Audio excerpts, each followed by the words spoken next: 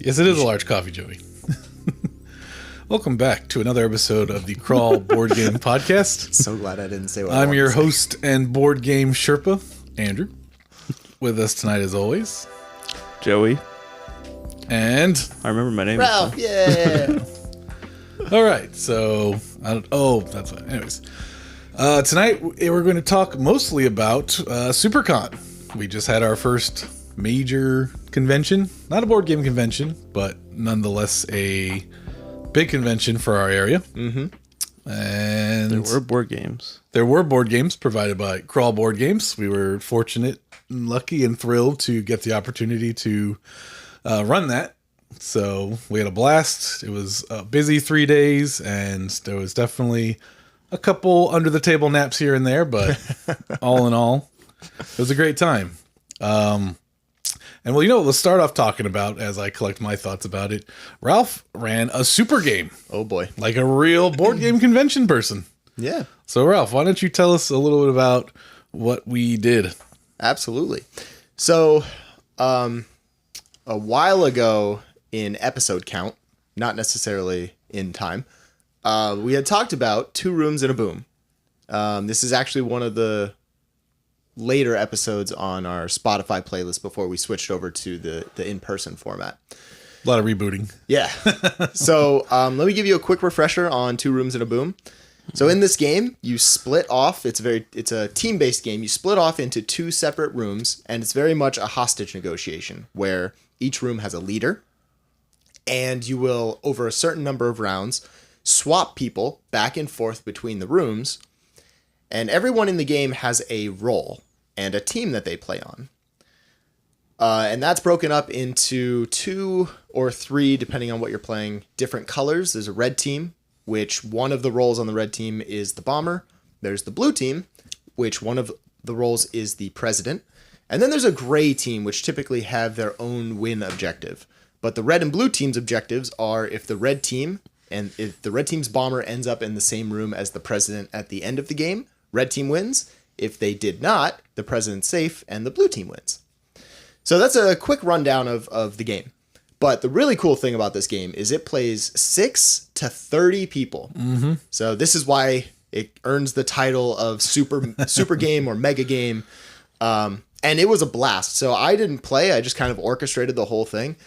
And my God, I had just as much fun orchestrating it and watching the 2 rooms participate with each other as if I were playing. The 2 rooms and the booms. And the booms. Mostly the booms, because from what I remember, the president didn't escape that often. No, when I was the president the first time, I escaped. Nice. I assume this was on Sunday. Yeah. Yeah, so the one day I didn't show up. Yeah. Some people have a job. Yeah, Joey, quit your job and play board games more. Yeah. Damn, I should have. Make board games your job, Joey. We're trying, right? Yeah. So yeah, so the one day that I came to the con as a patron, right? I actually I signed myself up for this, which I'm so happy I did. I was hesitant at first, but I'm so happy I did. To run a 2 o'clock time slot and a 4 o'clock time slot. And what ended up happening was we got enough participation and enough people that loved it to keep wanting to play up until 3:45. So we started around 2:30 after the rules and teams and explanation were all done. And we just played for an hour and a half, almost 2 hours. Like, it was fantastic. Yeah. Like back-to-back games, too. Yeah. I don't remember much of a break even. Well, a couple breaks here and there, but not longer than 10-minute breaks. Yeah. Yeah, we did try and be a little bit mindful of that. And for the most part, we had consistent teams. Like, there was, towards the tail end, after, the hour mark, people, like, I think 4 people dropped of our 14-player game. And then more people joined in as they saw what was going on with the rooms and everybody, because I was shouting to the rooms like, give me your leaders. All right, hostages, let's go. And, in the room we were in, it was kind of a loud, jarring thing. I think next time we need like a bell or something that really draws attention to pull people in. Yeah. Or an air horn. Just that would be really cool. I will take the blame for that because I think in the rule book it suggests that the leaders of the room keep the time, which if you're swapping leaders and nominating new people, then that gets a little wonky. I think if there's I think they only tell you the leader should track the time, assuming there's no MC like you were doing. Yeah. With you MCing, it made way more sense for you to track the time. It just would also made sense to have some kind of tool to audibly give the 1 minute warning and then the let's go. Maybe a mega horn next time. Maybe. That would probably work really well. Yeah. Something more than just my hoarse voice after shouting for an hour and a half. Yeah. But no, it was such a good time. And I think this came down to, because I know some people love or hate this game depending on your experience of it.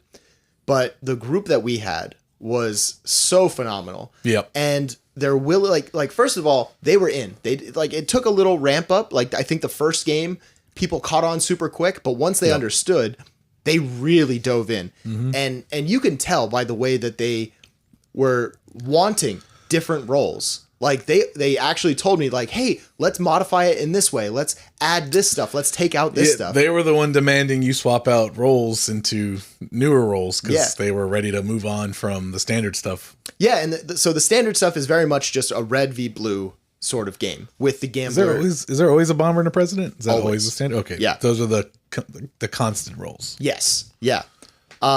So the cool thing is the standard version is just red versus blue, and then there's one gray roll if you have an odd number that just kind of guesses who's going to win at the end, or with their inside knowledge knows who's going to win. But as you start to swap in more gray rolls, so for example, one popular one that stood out to the group, which was very enticing to the group, was the combo of the wife and the mistress. So this got a lot of excitement generated because I think they loved that it just flipped the team aspect on its head. So the wife and the mistress, the win condition for those two characters is the wife wants to be in the same room as the president by the end of the game, but have the mistress not be in the same room. And it's the same goal for the mistress, but the wife can't be in the room. And this takes like the team dynamic, and someone like so eloquently put it, it's like, this is almost like a 1v1 sort of role pairing where you're, in other games, you're so concerned, like, okay, who's red, who's blue, who's, where's the bomber, where's the president? In this one, it's just like, I want to find the president and I want that bitch to not be there. Like, and it's really such an interesting dynamic of how it just takes a team game and completely flips it on its head. Yeah. Let me tell you, without context, it sounds really weird. It does, right? Yeah. But no, it's because then when someone's suggesting someone to trade, it's like, well, are you on the other team, or are you on our team, or are you just like on your own crazy goals? Oh, see, I even left that out. So the whole idea is that these are hidden roles to yourself, right? As part of the game. But what Andrew's referring to is about like color sharing or sharing your entire card. So you have your card, which has the ability to be just shared of the team you're on, the color, or you could share the whole card. So a lot of the room discussion is finding out who everyone is, what team they're on. And if you're on the same team, maybe you share a little bit more information. Maybe you're a little bit hands off of information if they're on the other team. And yeah, like it's just, I had such a blast. And prior to this, I had only run, I think, maybe one or two other games at the Monday meetup. It was the same. It was only one night. So I had like maybe 4 or 5 games under my belt as the MC role I also did. Yeah, I think those games are even larger. But also there was a lot more train wrecks of rounds. But that night it was a lot more people because it seemed like every time you finished explaining the rules, somebody else would jump in and you'd have to reshuffle the cards. And then when you explain those rules, somebody else would jump in. And it took I remember taking almost an uncomfortable amount of time to actually get going. Well, that's the interesting part is when I first ran it, that wasn't the first time it's been played at the meetup. It was played previously where I was locked into a game of something stupid that I hated. I was like playing, no offense, I think I was playing Blood Rage or Betrayal or something. So not that the game is bad, but up until that point, I had been dying to play this game. Right. And I was locked into another game and I was like, no. But I think that's the night that everybody always refers to that they had the bad time is the role, like everybody dropping out as the rules explanation, the card adjustment. Because when I ran it, we seemed to have a pretty consistent group, and some people fell out, but it wasn't as bad as what I heard like Tom talking about when I think he ran it. Yeah, it's all blur. It is, yeah. Too much beer at the meetup. Yeah. but yeah, all of those other times, this blew them away. Like, I had so much fun. We always talk about how Joey loves to run games that he owns, and even if that means he doesn't play. And I totally understand it now. After running that, it was such a blast. The rounds are super short. Like, at the high end, you're maybe playing this game for 20 minutes a round. At the low end, you're playing it for 6-7 minutes a round. Yeah. It's so quick, so nice. Nothing wrong with being an observer. Yeah. Most people observe sports. They don't actually play. So Yeah. Something you guys like to watch.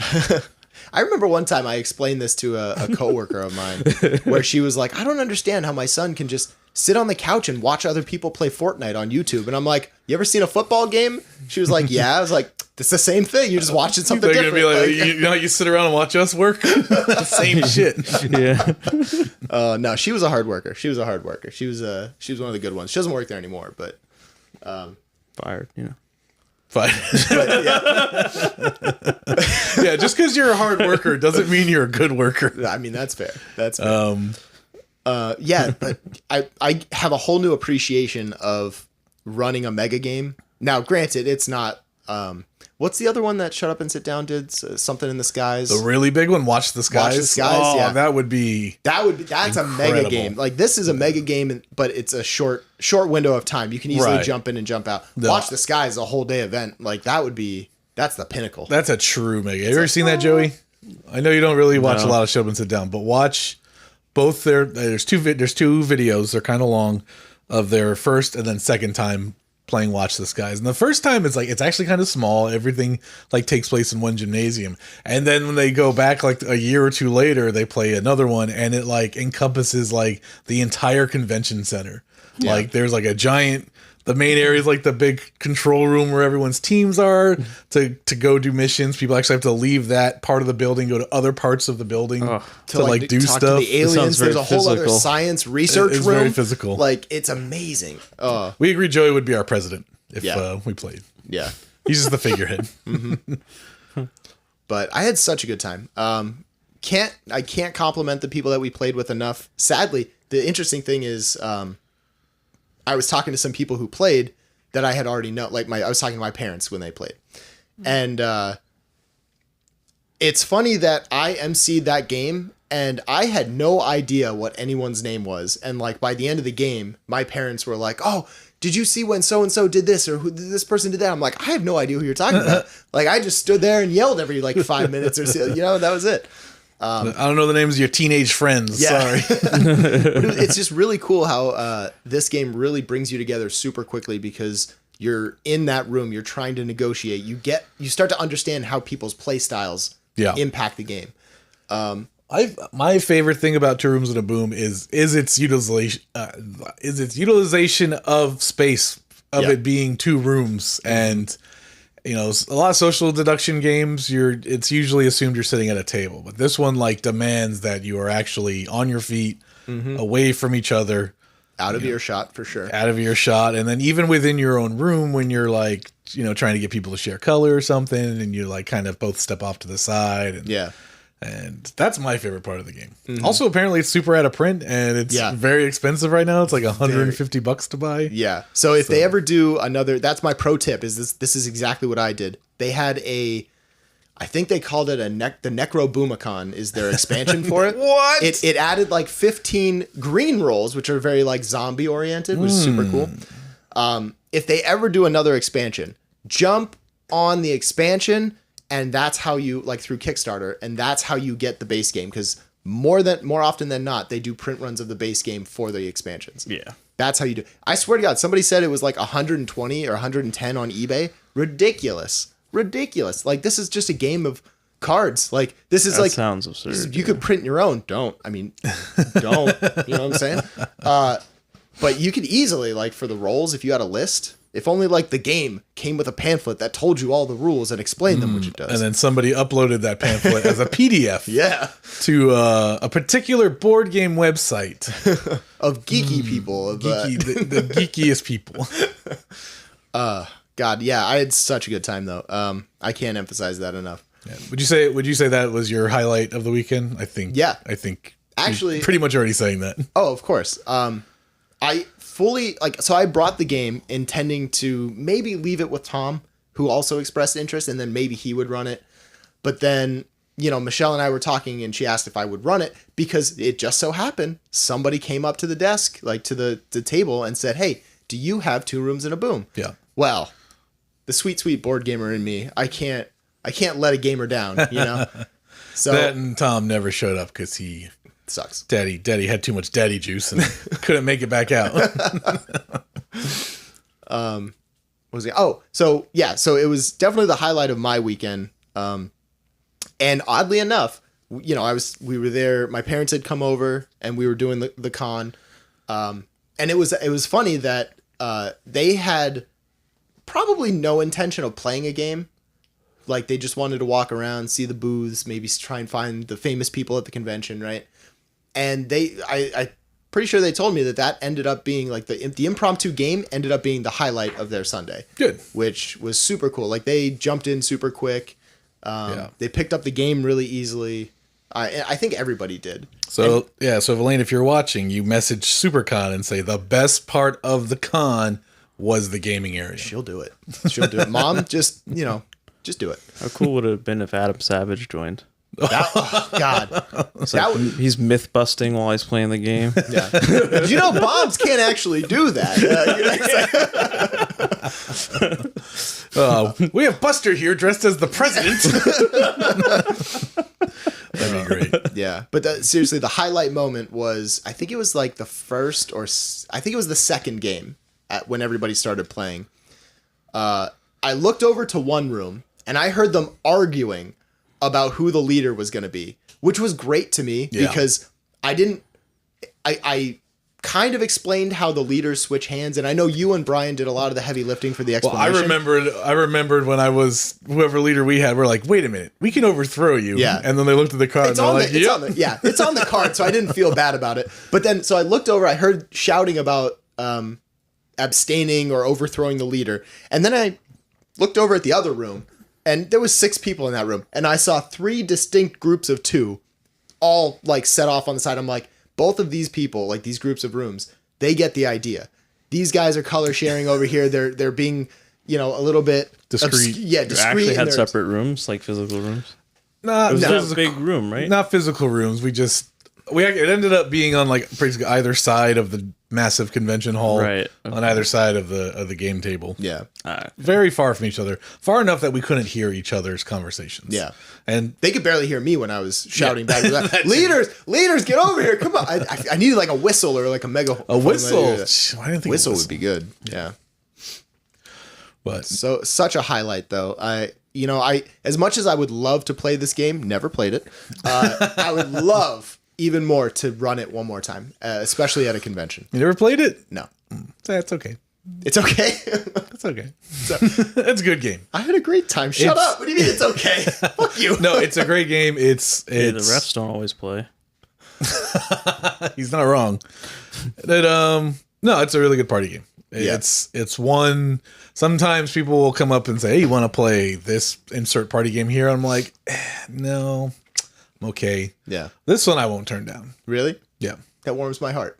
Not because I ran it, but because it reaffirms that this is a good game where people who have had the terrible experience of people coming in and dropping after the rules explanation and that's the most cumbersome part. And if you can get past it, where the cards that you put in the deck, they do matter. It's not like you just deal one less card or something. It really is like you have to curate this deck of roles and people in order to make it work. You have to build the encounter. Yes, exactly.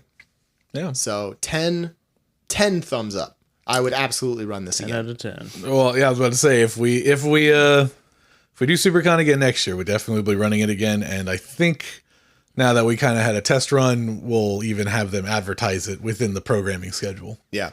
So see if that gets out of hand. Yeah, and there were some rules that I omitted, some cards that not rule like the advanced rules. You can play with as many or as few as you want. So I played with a few where by default the color only sharing is actually an advanced rule. So I find it very valuable. That's one of those standard I feel like rules. that. I feel like it should be a standard rule, though. it should be, but they say it's advanced. Otherwise, then the spies. That means the spies are advanced. They're like one of the simplest additions to the game. And when they say it's an advanced rule, I think they mean if you're playing with just the red and the blue basic cards, the standard version, then yeah, you probably should just full share because there's no spy. It doesn't matter. Right. But the color sharing is critical for spy, 100%. And to keep the president and the bomber a little more secret. Yeah.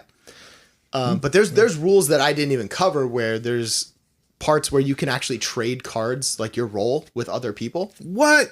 And yeah, that would have been a little much to manage. No, that would have been. I think however you ran it this time is how you should just run it for a super game to a bunch of strangers. Yeah. If people are interested in board games, I think the way that I ran it with the color sharing, it's kind of perfect. Also, the extended rounds, I think, is also it's partially based on player count. Like when we had 10 people, I would not have run 5 rounds because people just stand there and they knew what they were doing and had minutes left in the round, which is ridiculous. Yep. So, shorter rounds or longer rounds, depending on player count, the color sharing, it's perfect for people who are already initiated into games. It's fantastic. Yeah.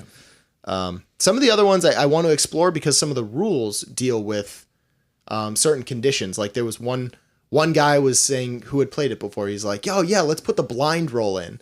And there's a roll where if your roll is blind, you just have to try and not open your eyes for as much of the game as you can. But as stupid as that sounds as a roll, it's an amazing bluffing technique where you can just fake that you're the blind person, knowing that the roll is in there. Yeah. Definitely. And then obviously if you're blind, you can't color share. You can't do all these other things. It's like in Werewolf when you're like, "Oh, I'm the seer," because you know the role's in there, so you're going to try to claim to be something that you're not. Mm-hmm. But at least it's believable, kind of thing. Yeah, man, I really do love this game. Like, and granted, a lot of the love came from that video from Shut Up and Sit Down when they went through it. Yeah, and like first of all, I forget his last name, Alan. One of the co-owners of Tuesday Night Games, Alan, who was in the recent video from NPI. He was running. He was doing the emceeing for Quinn's, and I think Matt was playing as well, or Paul, one of them. And like they really make it shine in that running of it, which caused me to buy it, which is a freaking fantastic game. If you have a very large friend group and you think you can handle 6 to 30 people, and you think this is up their alley, good luck finding it. Yeah, it'll be back eventually. But how about you, Joey? What stood out to you this weekend? You came Friday and Saturday. Yeah, I did Friday and Saturday. Had a good time on Friday. I almost forgot what I did on Friday. I mostly played Dice Throne, and it's the new Marvel Dice Throne that I got recently too. So I brought it just to show people and play it, and had a lot of fun playing against different people, showing people, oh yeah, this is the box right here. If peep the box. I know it doesn't have the words dice. You want me to cut technical difficulty? Get the box. Get the box. Oh no! Get it in place. Hold it up. Oh boy. Hold it up. Is it okay? Yep. All right. Yep. Yeah. Yay! So he doesn't say that it's Dice Throne, but it is. The Avengers are invincible. All right, yeah. So, actually, that's an inside little thing too. What?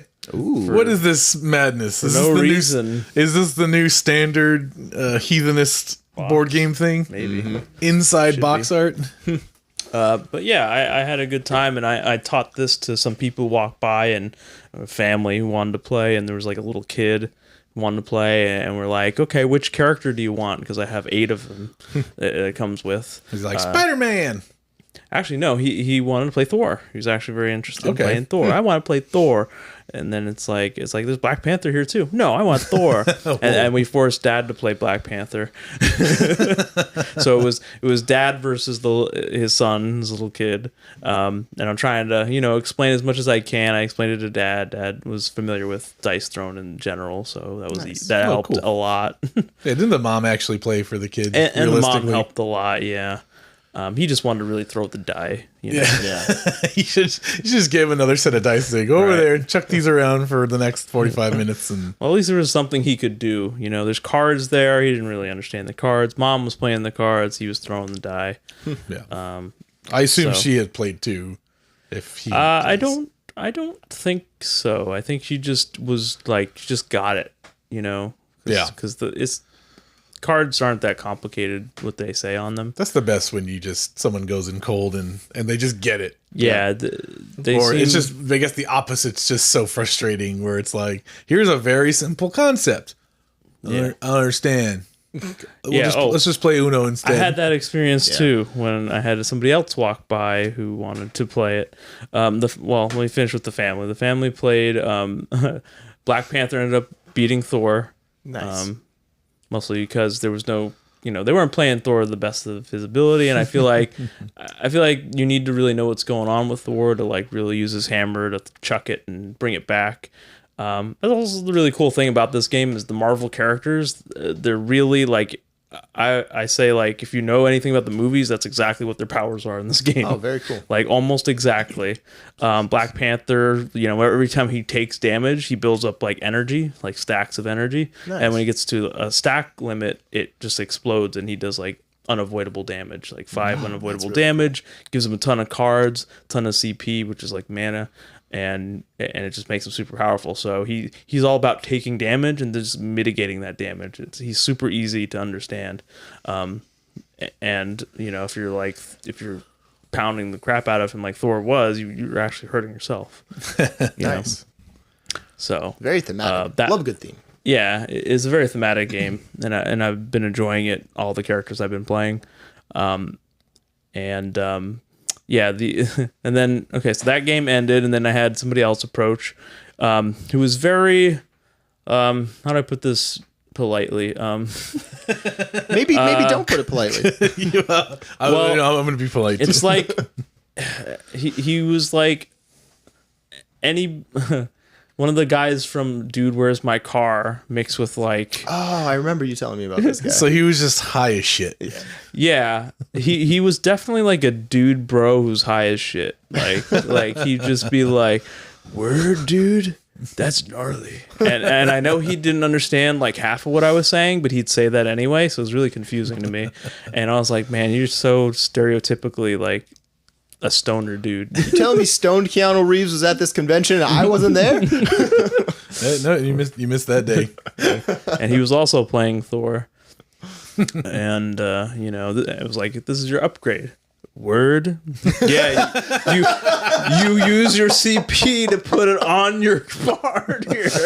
It's like, oh, sorry, dude. I was like, come on. That's wholesome. Yeah. Yeah. I mean, we ended up...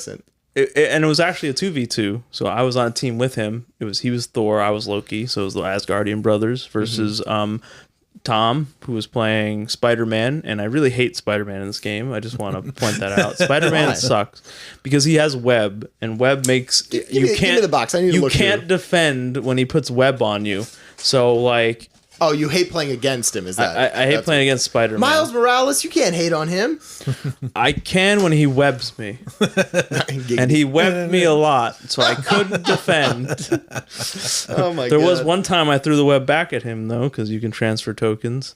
Nice, but very annoying, especially when Tom was playing him. Yeah, and who did Michelle play? Michelle played ScarJo. ScarJo. Black Widow. She played Black Widow.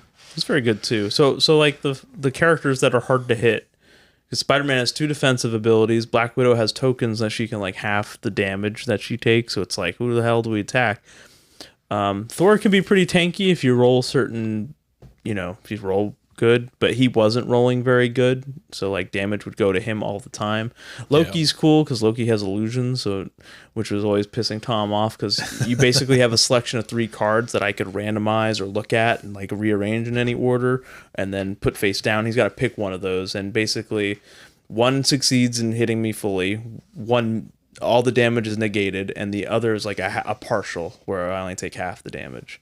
So And he hated dealing with that, so he's like, well, let's not attack Loki, let's just gang up on Thor, since Thor doesn't really have any defensive abilities. Yeah, and he's high, he doesn't know what's going on, so pretty easy target there.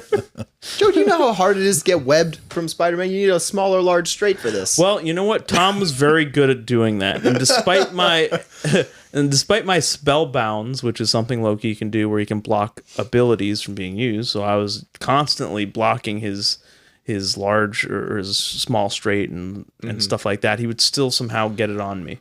He got it on me at least two or three times in that battle. And and Thor too. So all over Thor, you say? All over Thor. It's very but like the webbing, does it just come out of your wrist, or does it come out of everywhere? Oh, he said the line. He said the line from the movie. The best Spider-Man movie. Well, no. Well, I hope not. Hold on. What were you about to say? The best Marvel Spider-Man movie. Because the best Spider-Man from the best Spider-Man movies. Aren't those still technically Sony movies? That was a Doctor Strange movie he said that in. I just want to point that out, which also was mostly about Wanda, so it's very confusing. Wait, no, he said that in No Way Home. Yeah. About what? About the webbing. The webbing coming out of when they're having the three Spider-Man thing on the Statue of Liberty. Oh, I thought you were referring to the part where America Chavez was like, does he shoot web out of his butt? And he's no. He's like, I don't know. Actually. No. But also a good reference. Also a good reference. because web comes out of everywhere. It's like, oh, yeah. And then, but the new Doctor Strange movie does make Ash canon in the Marvel universe, right? Mm-hmm. Ash from Pokemon, from Evil Dead. Oh, yeah. Ash, I forgot his last name. I've heard it so much. What's his full character name? Ketchum. Oh my God. Ash Williams. Ash Williams. Yeah. Ash Ketchum, Joey. Although, I mean, I haven't seen Doctor Strange. This one I actually might want to see now too, mainly because of all the cameos from the older franchises. Hey man, we'll watch it right after this. After this podcast. You haven't seen Multiverse Put it on the Madness? Disney Plus. That's what I'm talking about. Yeah, I'll watch it. What the hell's wrong with you? I know enough about Doctor Strange. Missed enough that we're lucky he wants to watch this one, Joey. All right. Yeah, let me ease into this. Josh isn't a big Marvel person. He still watched. Well, to be fair, we kind of forced him, but yeah, he still watched it. Yeah. I mean, I would go to the movie if I was invited. Probably not. You said that like an old guy who's never been there in like 40 years. I mean, I'd take a stroll there. What do I have to pay, a nickel? While we're on this tangent, have you seen Thor: Love and Thunder yet? Yeah, I have. Fuck, is it good? I haven't seen it. No spoilers. No spoilers. I'll make it general. It feels like a side movie. It doesn't really feel like a big like it probably felt kind of like how Iron Man 3 felt. Unnecessary. Yes. There. Yeah. That's not completely unnecessary, because when I saw that movie, I'm like, once I got to the end, I'm like, okay, I see what they're doing. I see what they're setting up. What is my birth? Is that that's 3, right? With Mickey Rourke. What is my birth? You give me birth. That's not 2, right? That's 2. Damn it! Somebody doesn't know his Marvel movies here. I'm sorry. 2 and 3 are just such inconsequential to me. Like, it's such a waste of time for those 2 Iron Man movies. I'm sorry. What a coincidence. I've only seen the first one. I mean, don't get me wrong. What's his name? Guy. What's his name? Ferrari? Guy. No. Don Cheadle? The bad guy in 3. I think it's guy. He's like some suave white person. I forget like his something name. similar to that. Anyway, all those movies are like. The first one was great. Yeah. The next 2 not really needed. But it does set something up that is occurring. So if you've been watching the some of the TV shows and stuff, like these characters they're creating, they're kind of building up to all these younger characters. I'm saying, so that's the biggest complaint I hear about the movies and TV shows so far is that right now we've gotten. I saw some headline put it eloquently. It's like right now we've gotten like 16 hours plus of this current phase of the Marvel universe, and we still have no idea where it's going. Mm-hmm. Like after 2 or 3 movies and at least 3 or 4 Disney Plus shows, like we still don't know what the hell is happening, like where it's building towards. Like it was a mini build when you had when you had the Wanda TV show, which built into Multiverse of Madness, right? Which is like, okay, kind of, but like those are just those two. But then like the Loki TV show, the Miss Marvel one, like. So the thing with all these is like, there's always like, on the existing characters, they're building more characters into it that are like kind of getting ready to, I don't know, take the place, let me say, of that character that they're involved with. Still, I mean, yeah, so but even like, you know, not the racist version of replacement theory, but like within the Marvel, which is wrong, by the way. Well, thanks for joining us again for another podcast. Thanks for being with us on our final episode of Being Canceled. Joey the Wild. But in card. the context of, okay, it's just a reference. So how was Thor's ass? How was Thor's ass? Yeah, they have him It nude. wasn't America's ass. It was Asgard's ass.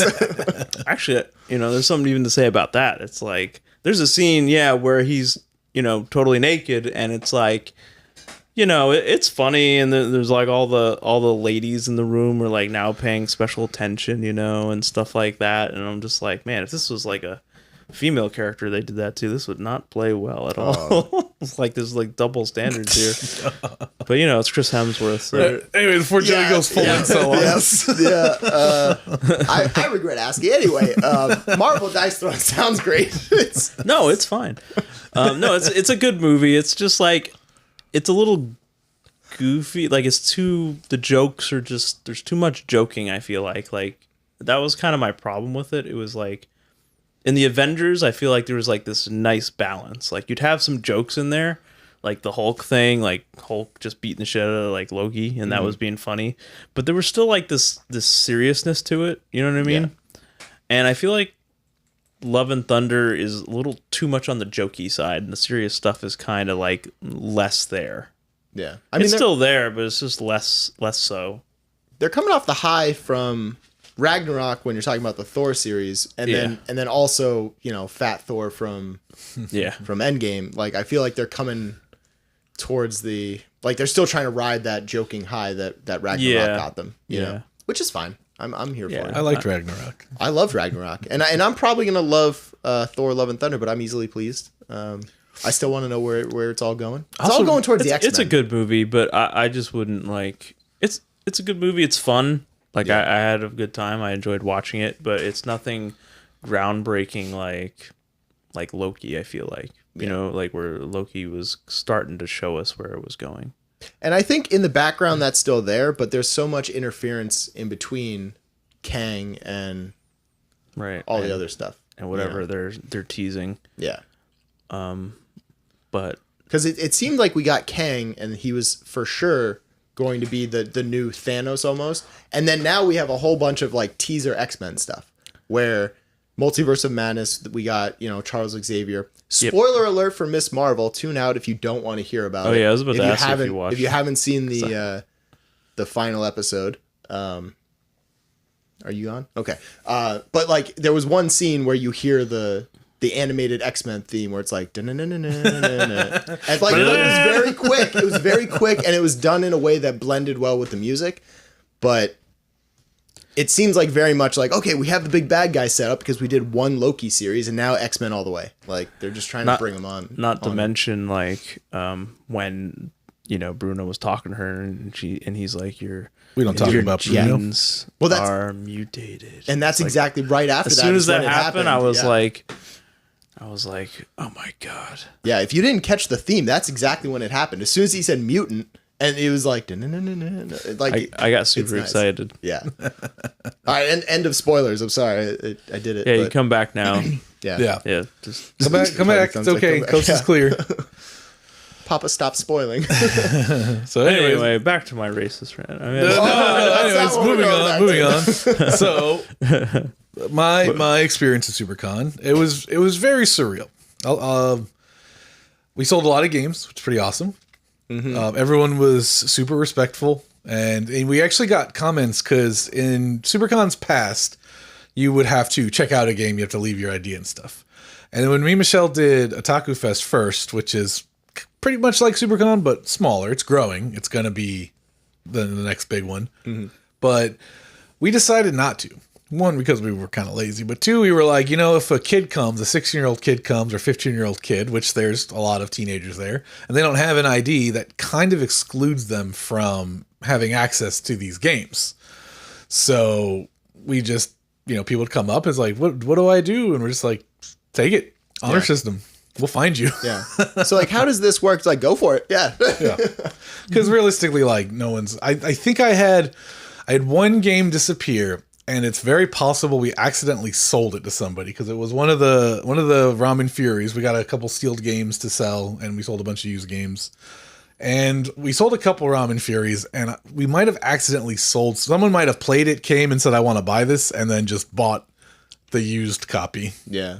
Or it got stolen. But even if that's the only one, if that's the only thing that got stolen, it's like, I feel like that's a success. Somebody did swap a tag on me in my used pile. I realized after I sold them, like, wait a minute, that game wasn't $10, it was $20, and this one's missing its $10 label. Wow.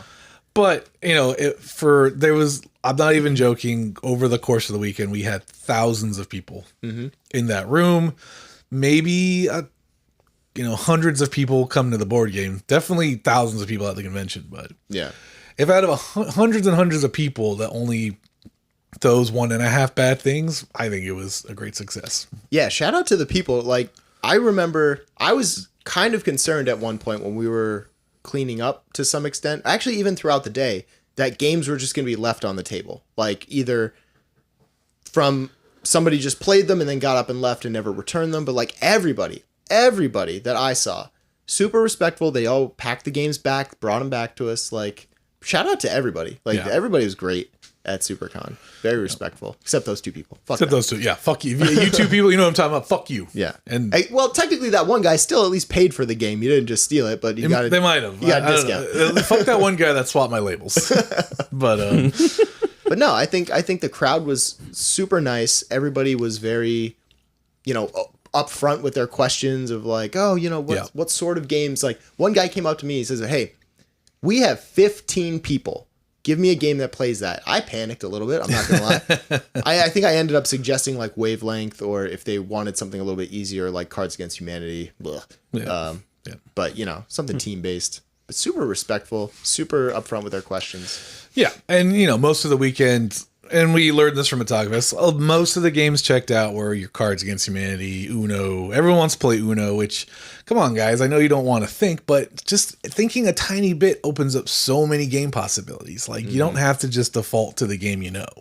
Take a little chance. And then, we offered to teach, too, and I get sometimes people don't want the stress of, oh, well, now there's a person kind of waiting on me and teaching me this game, which is also understandable. Some people accept the help, which I love teaching games. I taught Cash and Guns. It's actually funny. Somebody came up, and I guess this was like, maybe like there was like 3 or 4 girls, and then this guy, and he must have been one of the girls, like fathers or at least older brother. And they wanted to play Cards Against Humanity. And then the guy was like, "Oh, I think you guys might be a little too young for Cards Against Humanity." So these girls were probably 13, 14, 15. He didn't want to be the one responsible for them playing it. So I said, well, how about we just point guns at each other instead and offer them Cash and Guns, which they played through and they liked a lot. I think they messed some of it up, but they all had a good time. You know what? You saved that man's life, because if you've ever played Cards Against Humanity with your parents, you'll know how very awkward and mortifying some of those cards put together is. So you say, you're the real hero, Andrew. I'm the real hero. You're the real hero. Kids love guns. At least it wasn't the visual one. Was the cartoon Joking Hazard? Joking Hazard's another popular one that gets checked out a lot. Yeah, but we actually did have a lot of people, playing some of the more strategy games. I actually had one couple. They played Furnace. Nice. And not only did they play Furnace, they learned it on their own. And I think they said they were from Broward, so we might expect them at one of our meetups in the near future. Hell yeah. So nice. It's always surprising people's willingness to try. Like when you were talking about Uno, so many times I see people look at a game and they think they're going to love it. Then they get caught up on the rules ever so slightly, and you might see them return the game and get something a little bit simpler, which is great. Like, I will never... Like Captain America. What? Like Captain America. You're trying to teach Captain America how to play. Oh yeah, no, that was a whole other story. But You got a certain point, and he's just like, yeah, he just pieced out. Yeah. I don't think I'm. I'm quite the Marvel character for this. Yeah, I'll get to that in a minute. But yeah, I'm always surprised at people's willingness to try, and that's the heart of it, right? We don't care if you play a game. I would love for you to play a game, but the fact that you walked over, you picked out something that looked interesting, and even though you stumbled a little bit on the rules, or somebody wasn't available to like teach you, or we didn't know how to teach the game because there's so many games. Yeah. I so much appreciate people's willingness to try, and that does it for me. You know. Yeah. So cool. And then ultimately they settle on Uno, where they, you reduce it so much, and then Uno. they start so high, like so much potential, and just until there's one left. Yeah. Uno, which is fine. And like you were saying, well, I guess you have a story about somebody bailing on a game. Oh, So I have a comment about that. I was gonna say about the Uno. You have also the Uno Jenga thing. You probably could have suggested that and be like, "Hey, you want to do both at the same time?" Yeah. No, there was one point. So when it comes to learn, and then I said before, just try. With that said, just try to try a game. There is also no shame in, after somebody teaches you a game, to just kindly say, sounds cool, but I don't think this is for me. Because when you played Lockdown, you had that one girl, and I walked over, and she was like, I'm so bored. She did good. I think she had to leave for something, though. Yeah. She had to do something because she had come from Return to Dark Tower and followed we got Return to Dark Tower on board. Yeah. So she had she more endurance than most to Yeah. do that kind of crazy shit. Yeah, like, I'm a psycho, but normal people doing that is commendable. She might have been your soulmate, Joey. Why'd you let her go? Yeah. She was actually throwing people for a loop. She lied to everybody. Yeah. And nobody knew until Ralph started playing. It's like, this person was a liar.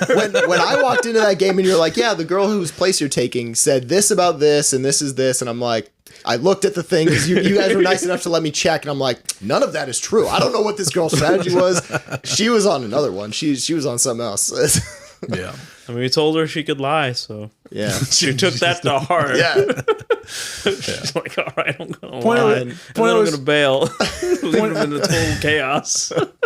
Point I was trying to make is, and maybe she was just, being dramatic. She was a funny girl. Yeah. At one point I walked up and she's like, I'm so bored.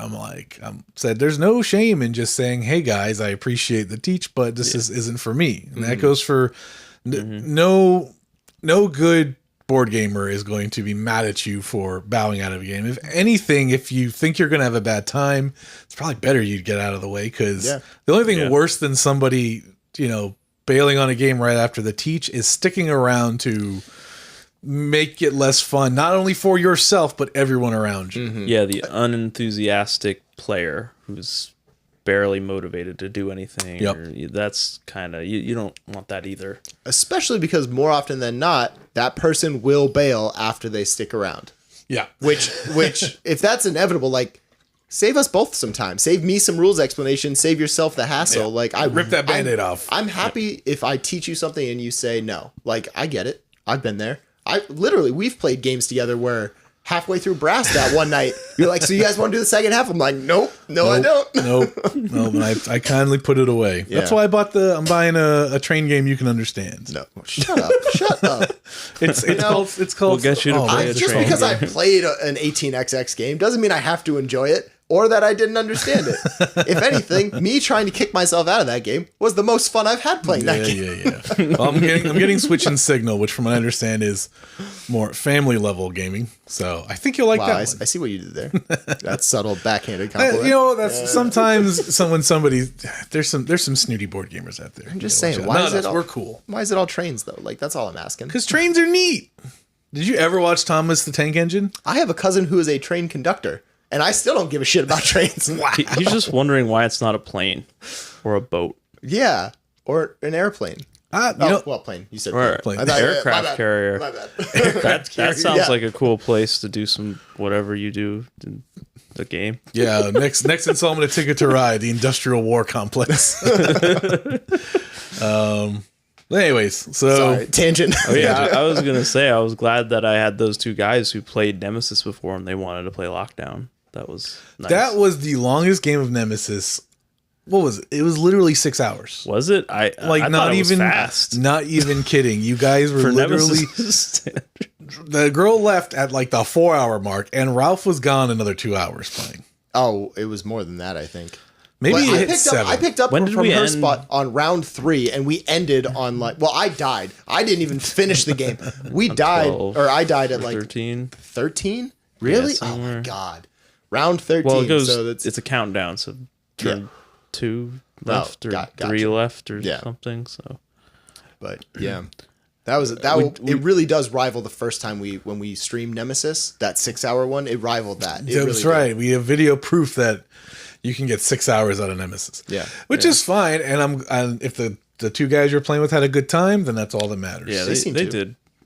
I think they did. At one point, their friends came over and like, "You gonna wrap this up anytime soon?" I think one of them gave him like their keys, and he's just like, Like, "I'm gonna get be out here." of here! Yeah. I'm gonna finish this though. Yeah, they were we're very committed. determined. So I was happy about that. Yeah, that was cool. Yeah, on Saturday we had Nemesis out. Joey was running. Lockdown too, which you never played before that version. Nope. So That was how new does for it me. compare to regular Nemesis? A lot of it I didn't really understand too much, like the light. I understood that the light was triggering certain things, but I didn't understand what lit up what section necessarily. I understood removing the noise counters for things in the light. That made sense. The elevator I thought was like some weird cheat code that we need to straighten out. I think Tom had a point where you could technically stand in the elevator and not be affected by a lot of things, but you're trapped there for rounds. So to your point, it doesn't really help you. It just protects you from Right. So from I certain say things. it's kind of like a double-edged sword. I kind of hate the fact that you can just there's one rover and that's it. Like you could call it back, but that you need the environment suit, I kind of hate that. Well, you either need that or you need the rover, and you can call the rover back with the computer if you use a computer and use a computer action. No one really did that. That's one of the things I don't really like about Lockdown. Is like there's this computer that nobody really looks at or focuses on. There's too much shit going on. Whereas regular Nemesis is like it's a little bit cleaner about what's going on. Yeah, I'm definitely a little biased because I came in picking up for somebody who had the rules explained to them, like the whole ABC shuttle thing as the countdown went. I had no idea what that was for at all. I thought it was escape pods, but it is the escape pods. You just have to instead of pods? So you have to be at the escape pod entrance and get in it before it launches. Oh. And you won't know until it launches until it goes into the event phase and flips over. Gotcha. So you have to try to get so basically you'd have to go to the A entrance, you'd have to try to get in it, and then see if it launches. If it doesn't launch, you come back out. Huh. So it's like a little bit more I've seen people like complain online. It's like this is kind of unnecessarily like you have to get in there at the right time. It's like, come on. And that I guess that's where the hidden knowledge of why maybe she lied about the escape pod, because that was her piece of information that she knew. And she said it was a certain letter, but maybe she knew it was B and she was going to try and escape with that. Although for her objective, it was insane. You needed a corpse. You needed like to do the knowledge thing. You needed to. They added stats to the game. Yeah. So I actually don't. It's Personally, I don't like Nemesis as much as the original because there's a Lockdown, lot. Yeah, I don't Yeah. really like Lockdown that much, but there's a lot more going on I that had you to have to. yeah, and I even modified it to make it easier for everybody. Like when you activate the backup power, I said all the sections, even though it's only supposed to be 2, Oh wow. which is it's just too harsh. Yeah. Well, it's meant to be, right? So Yeah, but it gets to a point where it's like then you're not playing as the other players, and it's just like forget playing against you. I can't even beat just the mechanics of the game itself. It's like there's no point. It takes away from that. Yeah. You see what I'm saying? Like that's how I felt. It's like who cares about what anybody else is doing? There's no chance of me survive. There's all these things I got to survive that are not part of anybody else doing anything to me. It's all just mechanics I have to outwit. And it's like, so who cares what you're doing? I wonder if they made it harder to kind of force people to cooperate, even though your objectives might be conflicting. that might be it. Because but they should be very explicit in telling you that, like, hey, this version is a lot harder, which means even though you're all have your own objectives, some of you might be traitors to the others, like you need to cooperate, like a forced Yeah. cooperation. So maybe that's it. I don't know, but Are you saying Awakened Realms can't make games? I'm saying they made so many they forgot which pieces They of their. They forgot which game mechanics. they already made. They have a tendency to just make things like too like they try to jam so much crap into the game that it's just like That comes down to playtesting, which I'm sure they probably got hardcore playtesters that are like, yeah, they like probably all these. they probably have mechanics. some in-house playtesters, but because their games are so big and expansive, it's like unless you're doing a lot more like large scale testing, you're never gonna get it all the kinks worked out. And we know for a fact that Awakened Realms especially is one of those publishers that once their game funds, they're still working on it. They're not even done yet. So even if they already did some playtested enough to say, okay, we can live with this, and then they'll launch it, they're still tinkering probably the next year as they're setting up the manufacturing stuff. Mm-hmm. Yeah. Which, business is business, but I wish people cared a little more. Nemesis is still their best game, though. I will say. Yeah. That by far. I don't know. I kind of like. I think Great Wall. No, Joey. Great Wall is just a hodgepodge of other games, and the other games do it better. It's a fun game. I would play. I wouldn't turn down Great Wall, but I urge you to try Chambers of Midgard before you play Great Wall again. And it's a very similar concept of Great Wall, where you're defending a town. There's a bunch of worker placement spots. You're amassing soldiers, and then you're sailing off to the distant lands to go fight other monsters that are bigger and more valuable. So it's even got blame tokens. They're literally called blame tokens. If nobody stops the troll, every round there's a troll that like is gonna fuck up the village, and if nobody does anything, everyone gets blamed. Yeah. But and then also try Rising Sun. Rising Sun. I still want to play Blood Rage with you because that's the best one still. I haven't played Ankh yet though. Tom has Ankh now. Oh. Rising Sun, it's got a lot of cool ideas in it, but the cool ideas added kind of detract from what it was trying to expand upon from Blood Rage, because it is pretty much a successor to. Yeah. With all these added things, and there's a lot of cool stuff about it, but there's a lot of problems with adding those things that kind of mess up the core of it. Still a beautiful game though. Yeah, for sure. But anyways, where was I? SuperCon. We got some big games on the table. So Liked the Dark Tower. That was people fun like to the Dark play. Tower. I did a Dark Tower teach, which actually somebody came up to me because I had it on the table, and he was like, this guy came up and was like, "Whoa, Dark Tower, da da da! I saw this guy on TikTok with a working tower. I was so jealous." I'm like, "That was probably me," and he's like, "Oh my god, that was you!" So I was like, "I'm a TikTok fan, no big deal." But the thing that stood out to me the most, that really like took me back and kind of like in a good way, is at one point on Saturday, we were super, super busy. We were swamped with people. It was a good thing. And I was kind of at a low at that point because Friday was rough, and then, all day Saturday. And so I was kind of in like a sit back and relax. Yeah. Just get a little energy back. And I was watching all my friends like helping me volunteer. We had 12 volunteers. Thank you to everyone who came. But sitting back and watching everyone kind of take care of what was happening as much as I would, and saying things like, we have this and we are this and stuff like that, really warmed my heart, because it made me feel like all this dumb shit I do constantly or this damn crawl thing, it's like this was a huge achievement, and it was it got done well enough that even my friends saw that something good was happening here and wanted to take ownership of it. And so that was a wonderful feeling for me that weekend. Then I had to get up and get back to work and go through the slog. But all in all, I think it was pretty successful. I hope we get a chance to go back. We are doing a Taku Fest in January, so if you're in South Florida, it's at the Miami Airport Convention Center, where SuperCon used to be back in the day. We're going to be doing the same thing. We're going to be doing games. Maybe we'll even try a mega game again.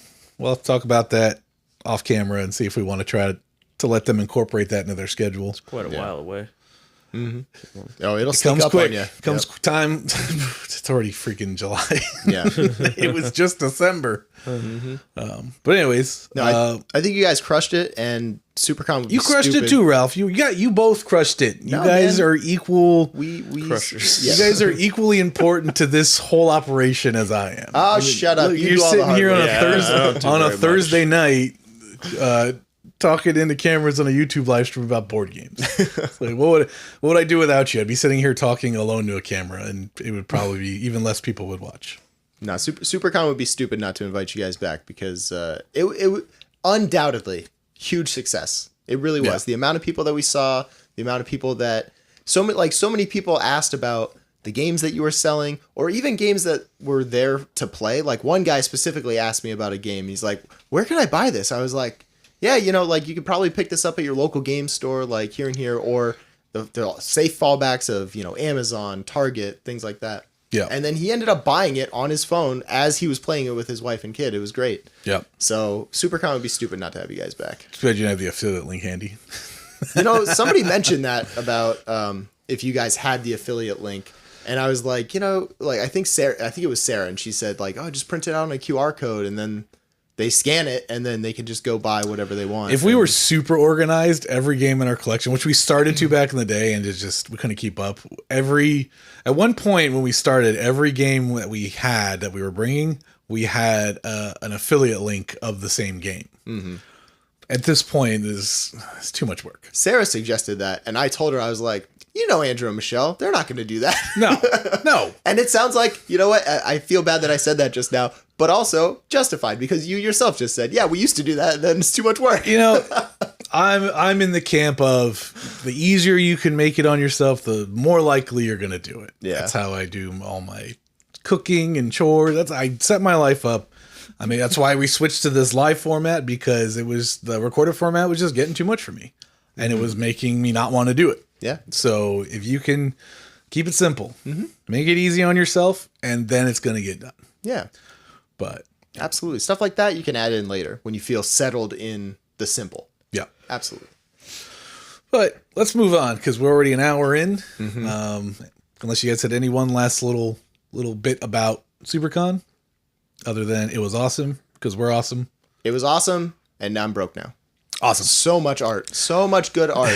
Moving on. Oh, those hot dogs are terrible. I can't believe you paid $15 for 2 hot dogs. Dude, Did I you was even get getting chips? nauseous. That's partially the reason I kind of left. I was like, man, this hot dog, I don't know what's going to happen. I'm going to man. puke or something soon. I was like, I paid $15 for 2 crappy hot dogs. It's kind of to be expected at these places. I will say I regretted not getting the orange chicken again, 'cause that was Yeah. pretty good. the pork was good. The Miami Beach Convention Center, though, definitely had better food than the Mac. Mac food's rough, but Ugh. you're basically trapped. What are you going to do? I'll pack a sandwich for Put a sandwich down your pants and sneak in. TakuCon or Otaku Fest. I'll pack a sandwich. Yeah. All right, so I got some board game news. Oh, you know what? The thing I talked about earlier, I'll have to Google that in a second. But Oh yeah. Let's see what first thing I want to talk about. We're getting a new Ticket to Ride. Oh We're getting really? Ticket to Ride San Francisco. Are we just doing every city now? Or We're doing all the cities. So Okay. this article I actually found on, I guess it's a San Francisco news website. So I thought it was funny that they went with a 70s look, because it's like if they did it modern now, it'd just be a bunch of tech bros and Yeah. Sure, homeless that's just- people. Yep. That's just not San Diego. That's San Francisco, Joey. Oh, San Francisco. It says it right there. Oh. Anyways, it's another. It's similar to New York and London, where it's a smaller formatted one. Apparently, in this one, there's actually different kinds of vehicles now. So you're not just making the routes; you're also considering the type of vehicle. Oh, cool. So you have your trolley cars, you have the electric buses. Is there a tank? No, Joey, there's no tanks. So it's, Expansions. yeah, and then also they in the article they talk about adding souvenir tokens. So there's a little more content thrown in, Yeah, tweak it just enough. just enough, which is exactly what what's Adrian Martinot says is when we create a new version, we start thinking what could be different. Who is from Days of Wonder. Maybe there's a country we have been to, or maybe we haven't done a map with a certain kind of configuration before. This article also is funny to point out that the routes make no sense and don't mirror anything realistic about the city. Interesting. I really like this article because this was done by someone who maybe doesn't play a lot of games, it seems, and they're objectively looking at it as a San Francisco themed game, which I thought was good. Made me giggle. Yeah.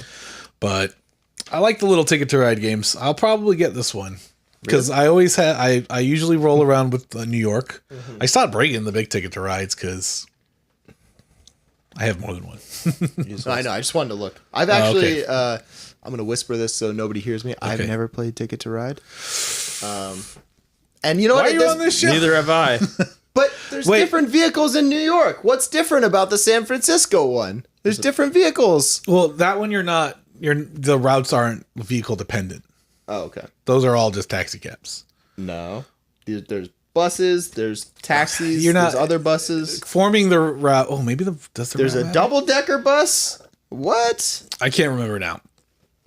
Anyway, I just think this is a, useless innovation. Or needless innovation, not useless. No. My next story is even more needless. Ooh. So next thing on the agenda, Wordle's getting a board game. Why? Like Scrabble?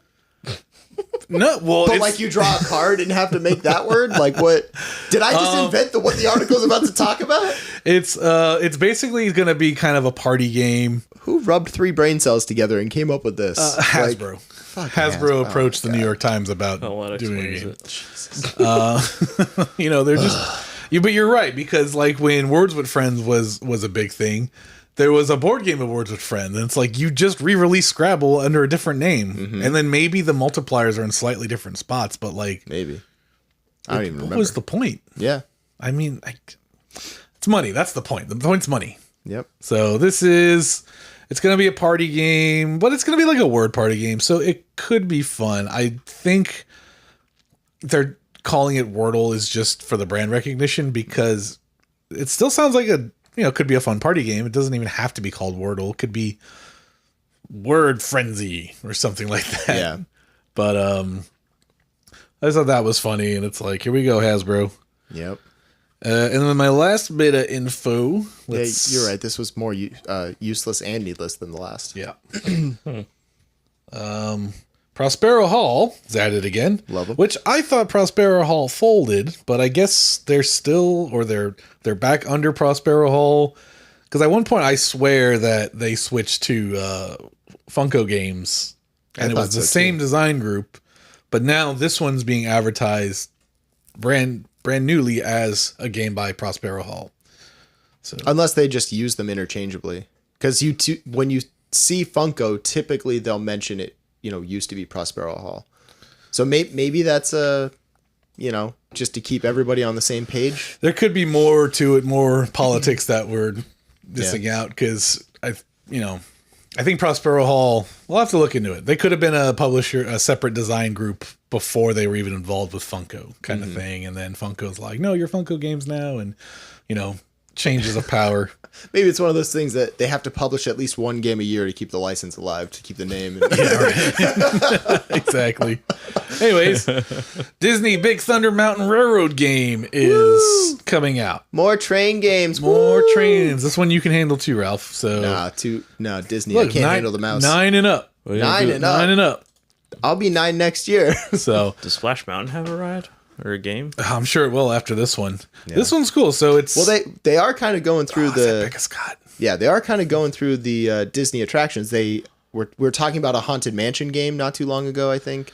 I thought there's been a Haunted Mansion game for a while, and it was kind of a Betrayal knockoff. That sounds right. But it seems like they're going through the motions of making money on the rides. Hey, why not? More power to them. Yeah. But so basically, it's the mouse needs more money. If I can get some pictures. So it's got like these marbles. like almost like Fireball Island kind of thing where you're going to be, but instead of, I think, hitting people, you're collecting them. So it's got some bullet points here. It's got a sculpted mountain peak and mine tray capture the iconic Old West setting of the classic Disney parks attractions. Need some punctuation there. Send marbles rolling down the mine shafts on every turn. Yay. Because if it was every other turn, I wouldn't want this game. But because it's every turn, I'm going to buy this game now. Move through the mine shafts and place the marbles you mine into your cart. Simple, fast-paced introduction to deck building. One of the most popular styles of card games. That is a fact.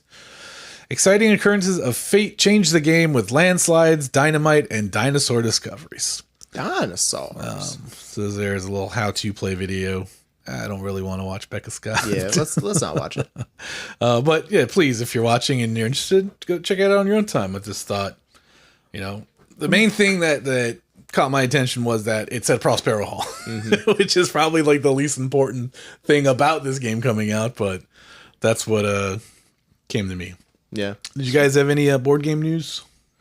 Just got some personal stuff about Oathsworn. I should probably be getting that in August. Nice. Dude, you just need to start a Twitter where you like give your shipping updates out to everyone.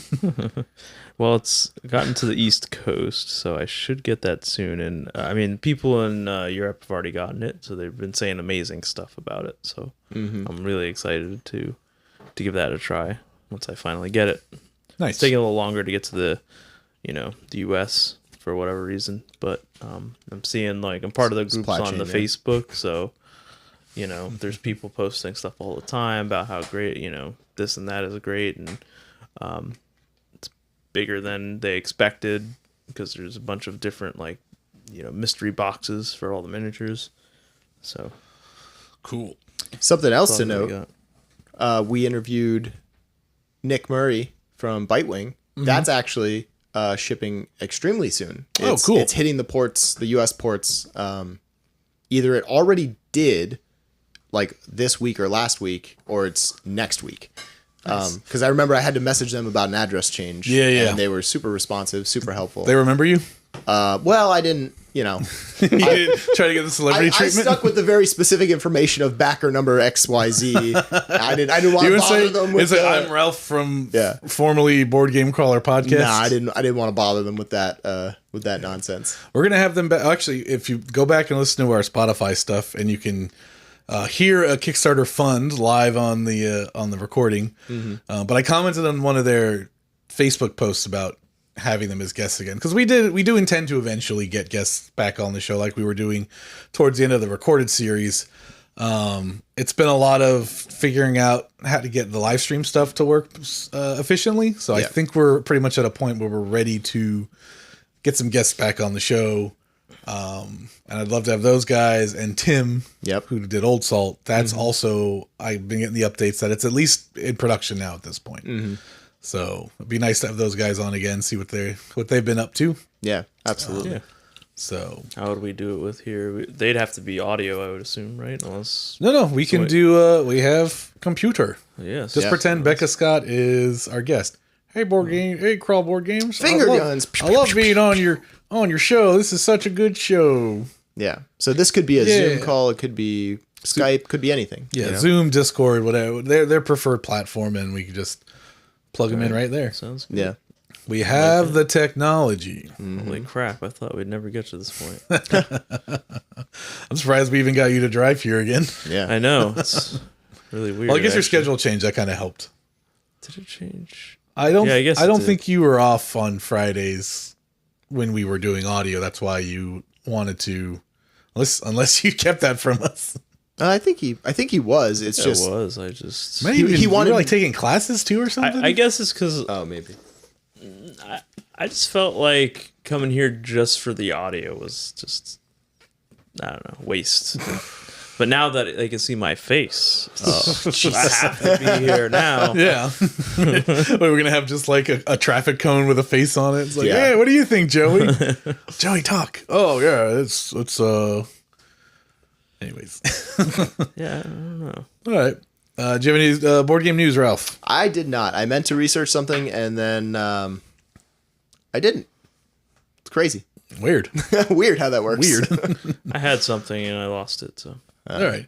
Well, so then moving on, I thought it would be fun. I really enjoy doing our blind reacts to these top 10s of board game stuff from random sources. Mm-hmm. So I found one that is... reminds me, I forgot to bring my other game that I was supposed to bring.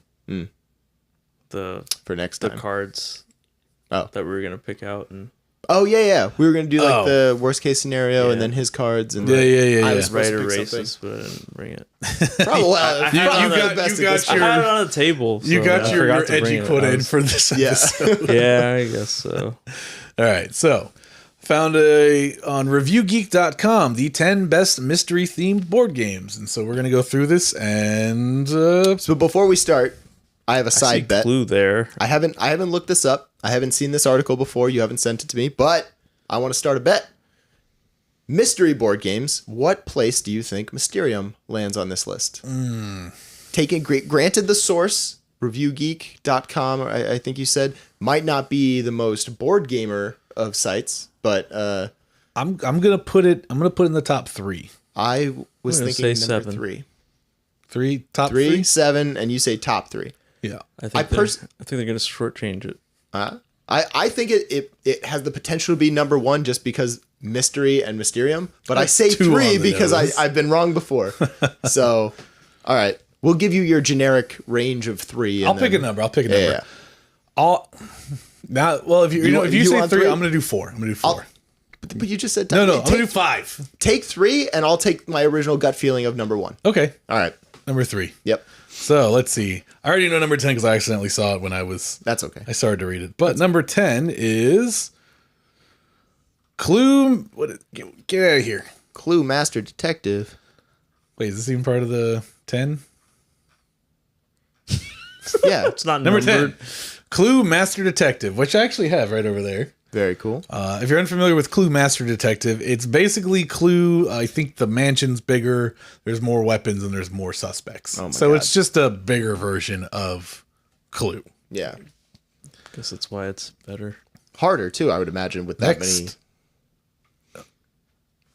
Deluxe 221B Baker Street, which I guess is a Sherlock Holmes game, which I've never heard of this game, and it looks like it's just Clue. Yep. Diarrhea. Yeah. To colors. That yellow sidewalk hurts me a little bit.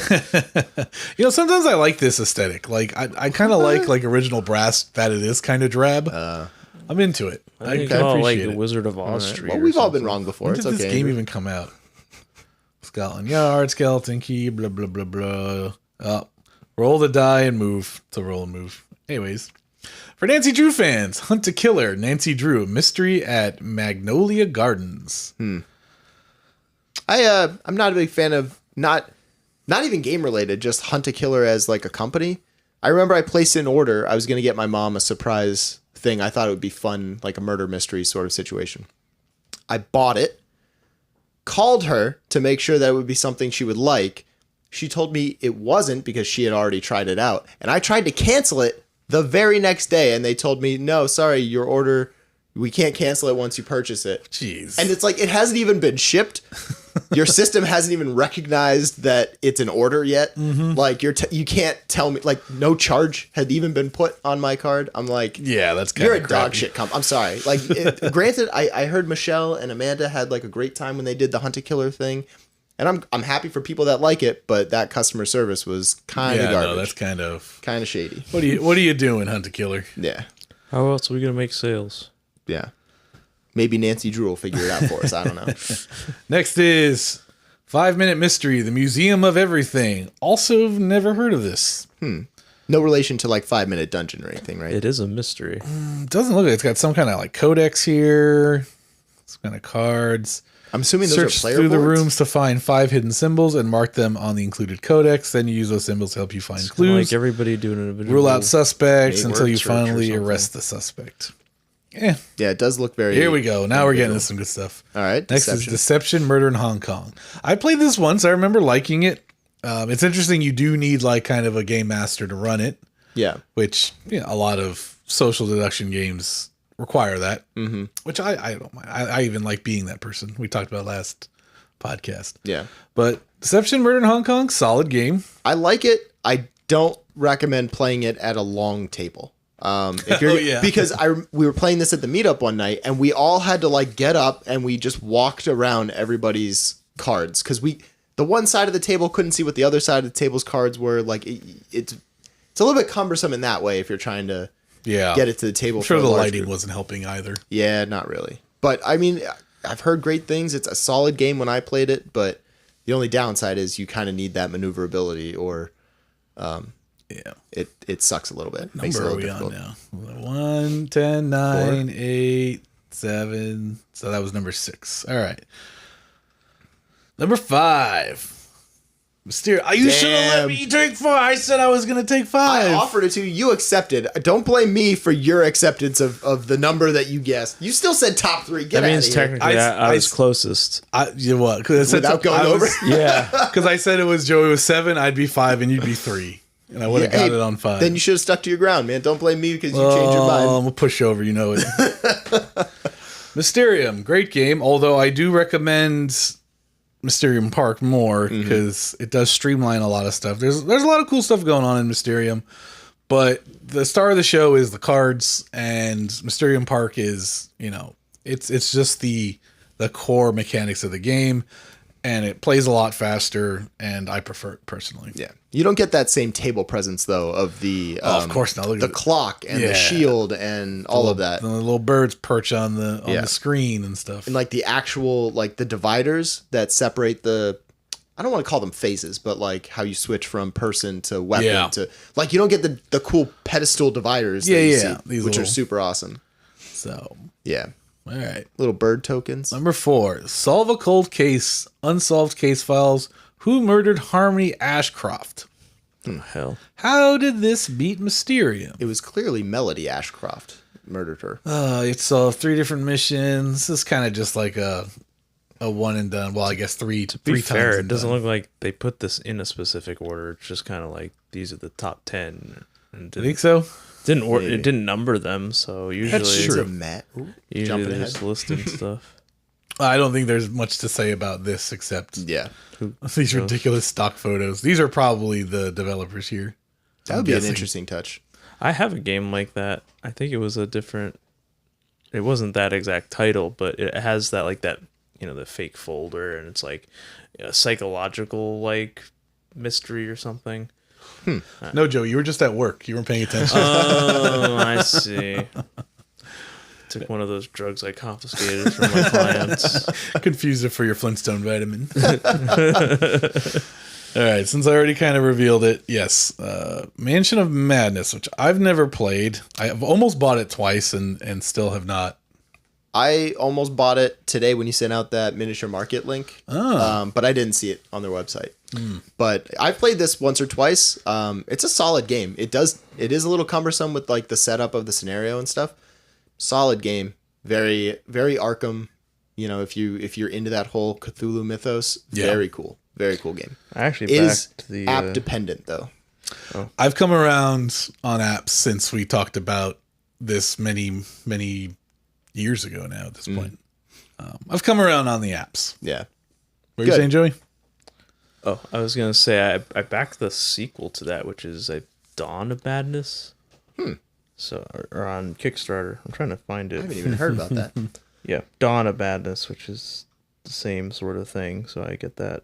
Actual sequel or spiritual successor or I believe same company? It would be it's a fantasy flight game, right? This one's by Dimension Games. It might be a spiritual. To the internet. Dawn of Madness.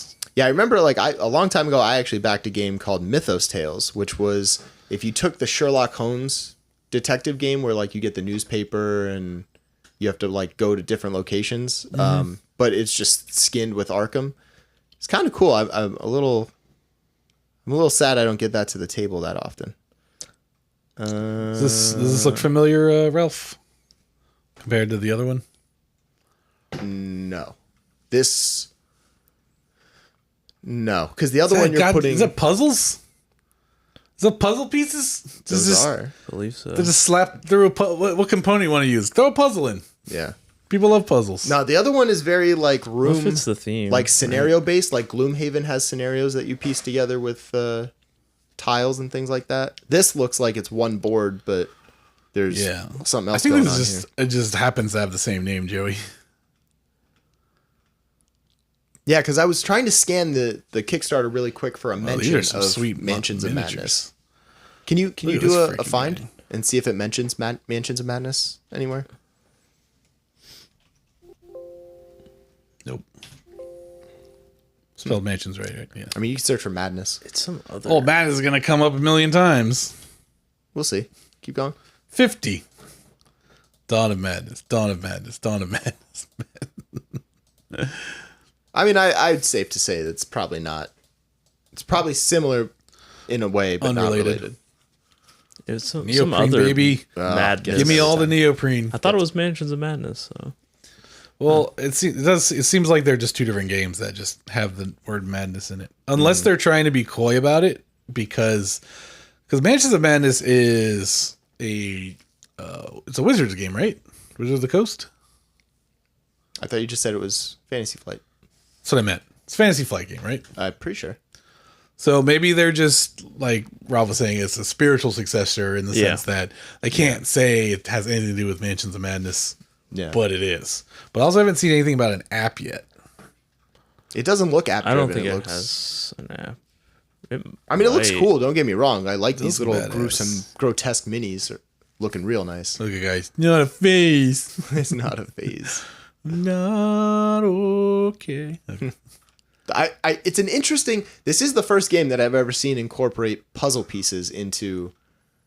Maybe that's part of the madness. Is you're given this little puzzle that you have to solve. They call them plot tokens. They don't even call them puzzle pieces. Oh my we God. can see what they are. Yeah. You don't have to. What's those puzzle pieces? No. These are plot tokens. Yeah. You don't understand, you snooze brain backer. Oh. It looks cool, It looks Joey. cool. Look at that guy. Whoa, Hansy It McGee would over here. Probably fit in this. All was $140. That's for with the minis, I think, right? What'd you pledge this at? I think I got the. You get all this for $140. That's pretty good. Ooh, look at Oh those God, cubes. what does that remind me of? What's that game? Phasmophobia. No. How you're moving mana from like 3 different levels. Oh God, what's the name? I got the core it's not- experience. Terra Mystica, where you're moving. Oh, I haven't played that. You're like upgrading the piles of mana from one pool to another, and then spending them when they get to a certain level. Yeah. It just kind of reminded me of that. It's probably not close to that, but it just the look. Yeah, I just got the core, but So no miniatures? What? no, I don't think I did because I really How'd you like turn down these miniatures? because I really like the standees with this one. I think I mean, they have that's a fair like point. the look at this the standees. I was like, oh, I like the standees. Harkens back to our conversation about the art on the standees. I know, and versus- usually I'm all for standees, but these are pretty cool. Look at that guy. He's waving. He's waving at you. friggin' Pan's Labyrinth over here with his hands all. I all get it over though, the place. because let's see what the pledges are. The core is $80. This one for 140 gives you other goals. Okay, so yeah, you go over 300 to get the miniature box. Yeah, Wow. I think I tried to get everything gameplay related, but didn't do the miniatures. Which I think I tried. I to like do- that. I like that they're separating the goals, that you can still optionally get miniatures. Like you said, you enjoy the standees. Standees are just fine. You shouldn't have to be forced to get miniatures to get the additional content, which I feel like Dark Tower kind of did that. If you wanted to, well, I take that back. I don't remember how their campaign was structured. Depends for me how the standees are done. If they look crappy, I'm like, okay, give me the miniatures. I feel like I don't have a choice. Like if they make them that really shitty. The standees, you mean, right? What If the miniatures look crappy, or if the standees look crappy. standees look crappy? Oh, okay. What I say? Yeah. No. I thought you were talking about the other side of that, but you're right. Yeah. If the No, yeah. standees look like garbage, then Yeah. minis look cool. That was kind of the same with. That's why I was actually torn about Oathsworn, because their standees were cool, because it was just like they were in like a glass sort of thing, so you just saw whatever the creature is, and then it has like a kind of a glass or plastic, I'm sure, but it's not like, you don't see the outline to it, right? You see just the standees. So I was like, damn. But the miniatures are crazy too. So I was like, damn, I feel conflicted because I want both. I think I will get both, but Yeah.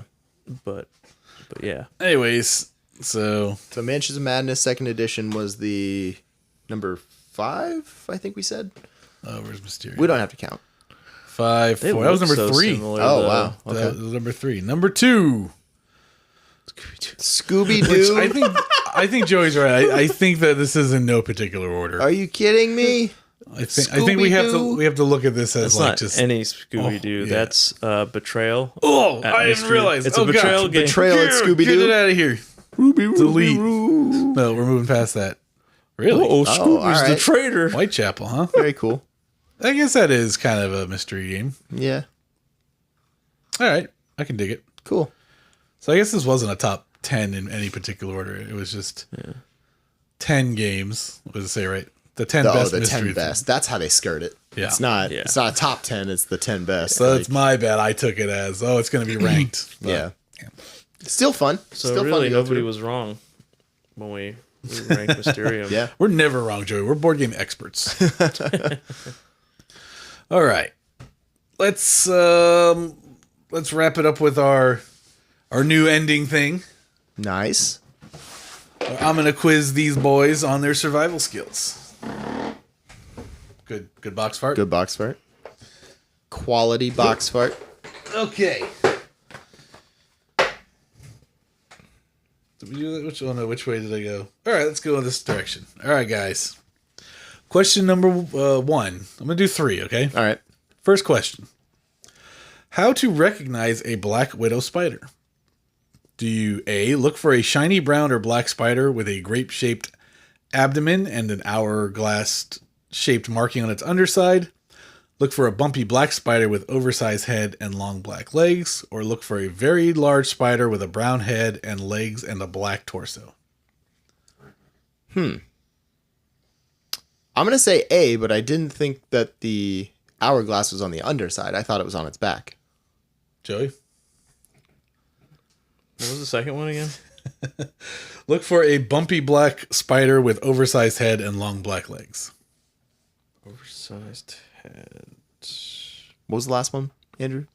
Look for a very large spider with a brown head and legs and a black torso. Yeah, I'm sticking with my A. I got a second one. Fuck it. Second one? Yeah. Joey, you'd be dead. The answer was A. Damn. You would have got bit by that spider good. And probably point out, I was going to mention it, we are reading cards from this worst case scenario, the survival game. It's something we're trying on the show to... Because why not? We can do whatever we want. All right, next question. This one actually might be helpful to us in our area. Oh, wait. Ralph identified the Black Widow right there. Hourglass? Hourglass? Just I saying. never part noticed of her- that was incorporated into her costume. Yep. Wow. All right, so Yep. Marvel fans are less likely to get bit by Black Widows. There we go. Yeah. All right. So this Plus, one, spiders freak me out, so it's important to know which ones will kill you. All of them will kill you, I but think you just assume all of them. yeah, but which ones you really need to burn with fire? I'm okay with spiders. Psycho. I'm kind of like, yeah. I can see Joey having a pet tarantula. Joey, that's one way to Probably get me would. to never come I just over. wouldn't. I don't want to go through the hassle of feeding it, whatever I catch, Just let it run around the house. It'll feed itself. Why are we talking about this? Let's move on. Tell me about the next animal. This one might be relevant to us in our area of South Florida. How to treat a sea urchin puncture / sting. Ooh. Do you A, immerse the wound in hot water and carefully remove any visible spines? B, apply cold compress to the wound and have the victim eat or drink something sweet? Or C, urinate on the wound, clean it with a disinfectant, then apply antibiotic ointment.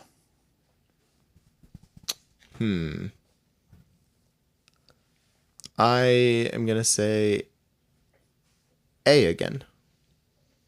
How about you, Joey? Antibiotic ointments. What was the second one? Apply cold compress to the wound and have the victim eat or drink something sweet. What's the ailment? How to treat a sea urchin puncture or sting. Kind of sounds right. What's the one that Ralph went with? He went with A, immerse the wound in hot water and carefully remove any visible spines. That kind of sounds right, but I want to be different. So I'm gonna. You want to be different enough to pee on it? Do they leave? They really leave spines? Yeah. Sea urchins? Yeah. Oh yeah. All right, I'll go with A. A? All right, you guys are right. Yep. The peeing thing is a myth for jellyfish and like everything else, I'm pretty sure. Yeah, but like you can still do it if you want, right? It's no harm. That was the thing. I thought they were messing with me because it's like the second and third part of that makes sense, but not the peeing part. Like peeing part's just like, haha. Like when I have a cold, that usually perks me up. Pissing on somebody? Getting pissed on. Birthday's right around the corner. Oh. Yeah, here's a good one. How to treat a burn in the wild. Apply a generous layer of Vaseline or grease to the burn. Submerge the burn in cold water for at least 10 minutes. Or do not apply medication. Keep the burned skin exposed to the air. A. Vaseline. Joey? I'll go with A. A? Nah, No? it was B. Ooh. You guys are going to have some scarring now. Yeah. Vaseline or grease to the burn. The only reason I say Vaseline is because they did that in Deep Blue Sea to prevent the sharks from smelling their blood in the water. And that's the only frame of reference that I went with. And I was like, it's a movie with CGI sharks. They can't lie to me. Yeah, they definitely want to make that up. Although I do think that would have worked for preventing the blood in the water because Vaseline would be resistant to like coming off in the water. Yeah. I think basically the idea is for burns, you want to lower the temperature of the affected area. So typically you're supposed to use running on room temperature water is good because cold water can just irritate it. But essentially you're trying to cool that part of the body and then put relief on. I don't remember a lot of first aid from when I was a humble Boy Scout. All right. Very nice. We'll come back to that next week and test more survival skills. Maybe next week we'll let somebody else read it and I'll try to answer. I want to see you participate in some stuff. Whether we bring in questions for you of a different deck or whether we pass the deck around. I would like that. I'll definitely have the other game here too. We got to start studying for Star Wars trivia. I heard that at SuperCon we may have been approached. You're supposed to do trivia. It's right here. Yeah. Here, hit us. Right now? All right. That was because you were supposed to do something also so that I could also participate. This is what I was gonna do, but because you have it, I just left it here. Or I was gonna take advantage of your copy. All right. So Star Wars trivia. I'm gonna. How are you with Star Wars trivia, Joey? Keep in mind this copy before a lot of stuff. This copy came out, I think, before the prequels did. I'm pretty sure that's how old it is. So Yeah, it's only the original trilogy. It's only and original. Yeah. Probably not as good as some people. You don't have a D6 like super handy, do you? Because there's 6 categories, and I want to make it random. I don't want to Technology. Just pick one that looks good. All right. Just scan with your eyes. Or pick one that looks bad. I don't know. We need D6. Never mind. No, I like R2D2's the D6. Yeah, but I don't want to hit the head and like wait for the number. Beep boop beep. All right. 2. All right. What vehicles normally have their S-foils locked in attack position before engaging the enemy? The X-Wings. X-Wings. You are correct. That was easy. That was too easy. Yeah, it was. All right. How many stormtroopers escorted Han Solo to a cell on Cloud City? Too easy, huh? We dove in the extremes here. This is quite the opposite of City. 4? I'm going to go 4. See, you at least gave us options. These don't. Yeah. Which is kind of a downside. 4 sounds good. I'm going to go with 4 also. Locked in? Locked in. 2. Jeez, damn. 2 sound like it felt like the obvious answer. Yeah. I guess he is frozen. You really need more than 2 guys. It's not like he's going to escape. 4. But he did escape. He got rescued. Yeah. All right, this one might be a little on the easier side, but should be. I'm aiming for the middle. Okay. Because we had the two extremes. Who, quote, excels at causing a lot of trouble, according to C-3PO? That was my last question. R2D2, yeah. Yep. It was a little on the easy side, but he excels at causing trouble. Mm-hmm. Second answer would have been Joey. Yeah. Cool. All right. So yeah, the next week hopefully we'll have Joey's game and we'll go from there. And if it's too edgy, we might have to reconsider. It's just statistics. It's just statistics. Okay, we'll see. That's what they say. Yep. Anyways, thank you for watching and joining us for another episode of the Crawl Board Game Podcast. If you're in the South Florida area, we meet every Monday at Gulfstream Brewery in Fort Lauderdale, once a month, last Sunday of the month at Flynn's Arcade in Margate. If you want to support the channel, go to boardgamergifts.com. We got board game inspired merchandise and mugs you can purchase. Throw a few bucks our way. Except if you buy the No Sleeves t-shirt, which... if you buy Team No Sleeves right here. You see right there? So if you buy a Team No Sleeve shirt, is all 100% of the proceeds go to, or 100% of the profits go to the Broward County Sea Turtle Conservation. If you're wondering what Team No Sleeves is, go over to TikTok, or to our TikTok channel. There's a brief war of the sleeves there. I think Team No Sleeves won. That's why it was brief. Yeah. They didn't stand a chance. But yeah, follow us on all of our social medias. We're on TikTok, Instagram, and Facebook at Crawl Board Games. And then you can also find us on Meetup through the social medias, because it's not called Crawl Meetups, but we're on Meetup, so you can, if you a user of Meetup, we're on there. You can get all of our events, which it actually imports it right into your calendar now, right into your Google Calendar. The future's wild. Yep. Speaking of the future, join us next year at SuperCon. Yeah. Where we'll be. Or January at Otaku Fest. Hold on, I'm blasting everyone with music right now. Hold on. I guess it was, all right, ease it in. So then I started blasting lo-fi. You hear about well, I don't want to start a whole new segment thing right now. You hear about that the lo-fi channel on YouTube, the live stream? Which one? The girl studying? Yeah, what about it? It was recently copy stricken in a way that took it down off the air, ending its like 2,000 plus hours or whatever, something crazy live stream, because the whole thing was a live stream. Yeah. So it was quickly resolved and it's back up now, but the internet was enraged. I bet. And then now I saw some memes today where it was like the same lo-fi girl laying in a bed, and it's like when you studied all night to take a test and then you sleep right before. It's kind of cute.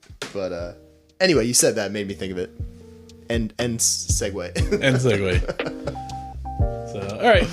We'll see you next week. Same time, same place. Ooh. Do you want to plug the channel guest, the guest that we're being on so their channel? Next week we're actually getting together with Meeple Village. Check out her Annabelle's YouTube channel called Meeple Village. Maybe I'll add a link to the description tomorrow. But me and Ralph and Michelle, we're gonna go play a couple games, and it'll be up on her channel of our playthroughs of these games. She has great content. It's very high quality, very good picture quality. Kind of the opposite of ours. It's kind of thrown together. So we have great audio. She's got great visuals. Yeah, it's fine. Yeah, and that's happening. Did we lock in Tuesday? We didn't lock in the time. It's definitely Tuesday. Okay. I don't know how much you wanted me to give away, so I was being vague on purpose. Yeah. Well, we shouldn't promise too much too, because I don't know when that episode will actually release either. True. But go check out Meeple Village. Great stuff on there. And we'll see you next week.